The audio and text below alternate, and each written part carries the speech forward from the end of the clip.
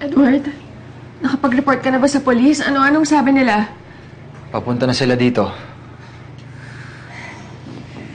Sinasabi ko na nga ba hindi talaga tayo ligtas dito.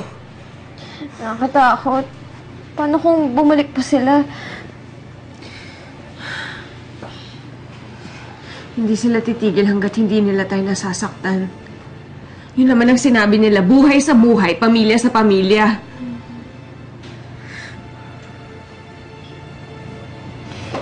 Nay, I'm sorry na dami pa kayo dito. Mabuti sana kung ako lang, pero mas nag-aalala pa ako para sa inyo. Nay, hindi ko alam ang gagawin ko kapag may nangyari sa inyo. Huwag mo nang sisihin ang sarili mo, anak. Ang isipin natin kung paano tayo makakalayo dito. Kung may malilipatan lang sana tayo. Nay, meron kami mga libreng townhouse. Pwede muna kayo tumuloy doon ang pansamantala. Total, mas ligtas naman kayo doon. Nasa loob siya ng isang subdivision, may mga gwardya. Hindi basta-basta makakapasok mga tao hindi kilala. Edward, ang laking abala naman namin sa'yo kung ganun. Grace,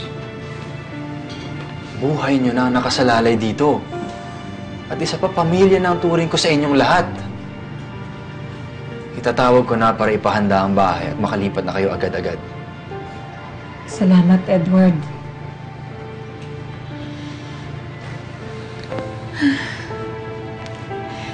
Naranasan ko ng pahirapan, saktan, halos patayin. Hindi ako papayag na maranasan niyo yun, kahit sino sa inyo. Kailangan mahuli natin ang gumawa nito.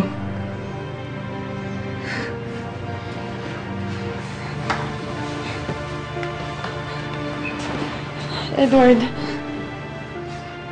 tama na naranasan ko yun. Huwag na nilang idamay ang pamilya ko. Huwag sila. Wala naman silang kasalanan para idamay pa dito.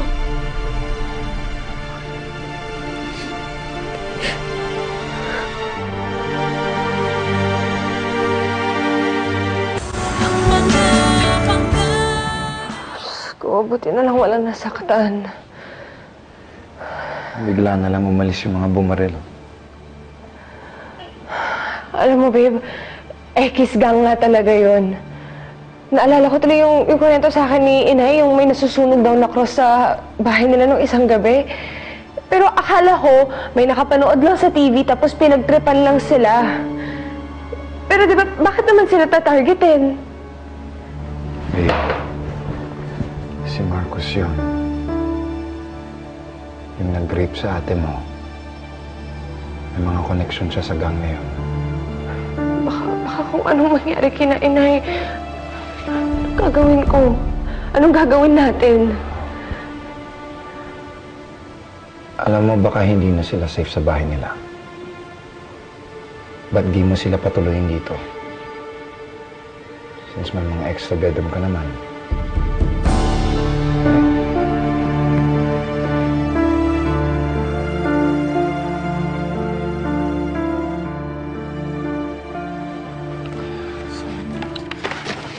Ito na lang. Okay lang, ako na. Nay, Nina, kailangan na natin magmadali. Ililipat ko na kayo sa townhouse. Edward, salamat talaga. Nay?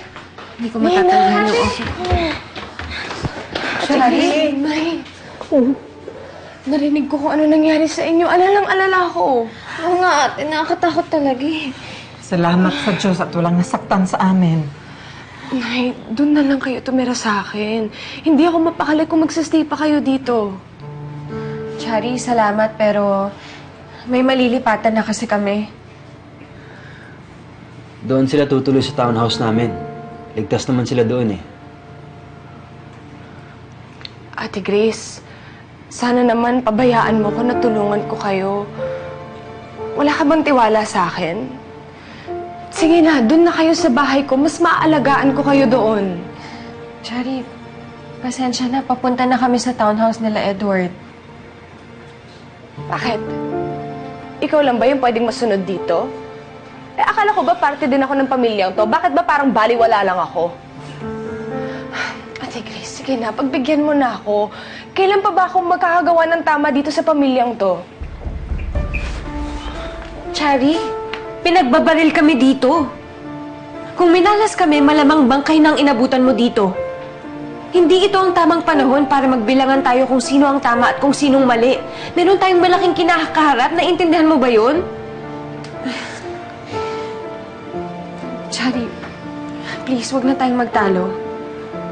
Kung tutuusin, hindi naman solusyon talaga na umalis kami dito and it doesn't really matter kung saan kami pupunta. Ang importante, magsama-sama tayo. Kailangan natin magtulungan para harapin to.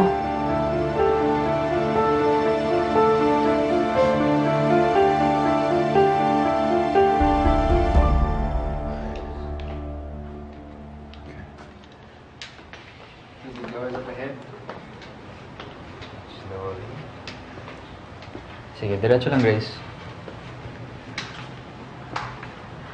Konti Ang pa. ganda! Nay! Sige lang, go lang. Wow!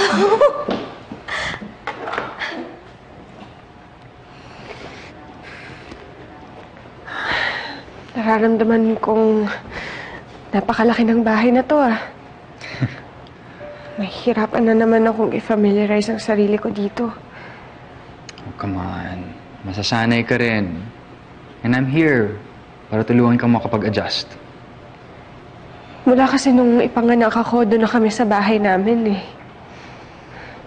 Kabisado ko na yun. Wala naman kaming ibang tinirahan kundi ang lugar na yun.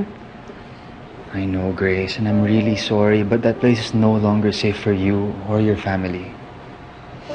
Alam ko. Nakakapanghina lang isipin na balik na naman ako sa wala. Mangangapa na naman ako sa mga sulok-sulok dito. Mauuntog, madadapa. Edward, sa sitwasyon ng pamilya ko ngayon, hindi ako pwede maging pabigat. Paano ko sila tutulungan kung ang sarili ko hindi ko man lang kayang depensahan? Grace. Please, just don't be too hard on yourself. Try to cheer up. I'm going to be with you every step of the way. Pero Edward, hindi naman pwede na sa bawat oras aasa na lang ako sa'yo. Please, come on, please. This is a nice place. Hindi kita pababayaan. I'm gonna be here when you need me, and I'm gonna be here even if you don't.